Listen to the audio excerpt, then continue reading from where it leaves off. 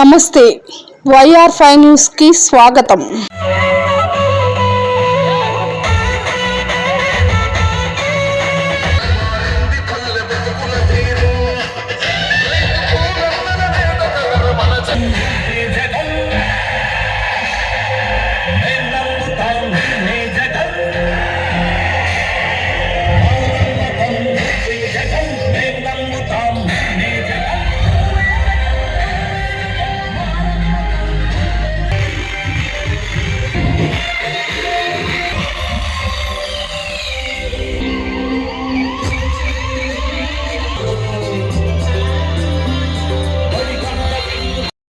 వాళ్ళు ఒప్పుకునే పరిస్థితి లేదు।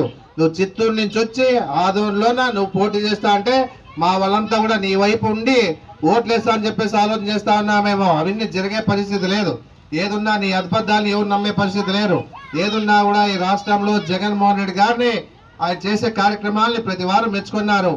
జగన్మోహన్ రెడ్డి కావాలనుకుంటున్నారు। ఏదున్నా కూడా మహిళలను కానీ పేదలను కానీ గుర్తించే పరిస్థితి ఒక్క జగన్మోహన్ రెడ్డి కాక నీలాంటి మూర్ఖులు కాదని చెప్పేసి చెప్పడం జరుగుతుంది। ఎక్కడికి పోయినా కూడా నువ్వేం చేస్తా ఉన్నావు, నీకు జనాలే 60-70 మంది వెనకొస్తారు।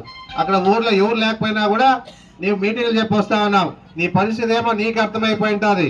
లోకల్లో పుట్టినాను, ఇక్కడే పెరిగినాను, ఇక్కడే రాజకీయం చేస్తా ఉన్నా, నేనంతా కూడా నీలాంటి దుర్మార్గ మాటలు మాట్లాడే పరిస్థితి లేదు। ఏదన్నా కూడా ధైర్యంగా పోతాం। ఈసారి 3 సార్లు గెలిపించానంటే మా మీద ఒక నమ్మకం, ఏదున్నా కూడా చేస్తాడు నమ్మకం, అందుబాటులో ఉంటాడు నమ్మకం, ఏదున్నా కూడా పలకరిస్తాడని నమ్మకం అందరు కూడా ఉంది। కాబట్టి చెప్తా ఉన్నా, నీకు కూడా నీలాంటి నీ అవినీతి పనులు నమ్మే పరిస్థితి లేదు, నీలాంటి నీతులు నమ్మే పరిస్థితి లేదు, గుర్తుపెట్టుకో అని చెప్పేసి నేను చెప్పడం జరుగుతా ఉంది। ఏదున్నా కూడా ఈ రోజు ఉండే పరిస్థితుల్లో రాష్ట్రానికి జగన్మోహన్ రెడ్డి అవసరము, మా నియోజకవర్గం నేను అవసరం అని చెప్పేసి చెప్పడం జరుగుతా ఉంది।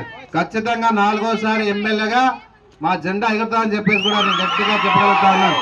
ఏదున్నా ఇక్కడ ఉన్నటువంటి ప్రతి పేదవాళ్ళకి, బీసీ ఎస్సీ ఎస్టీ మైనార్టీలకి మేము సపోర్ట్ గా నిలబడతా ఉన్నాం। ఏదున్నా కూడా ఇటువంటి పరిస్థితుల్లో జగన్మోహన్ రెడ్డి 200 సీట్లు ఉన్నాయి, 20 సీట్లు ఎంపీ సీట్లు ఉంటే 170 సీట్లు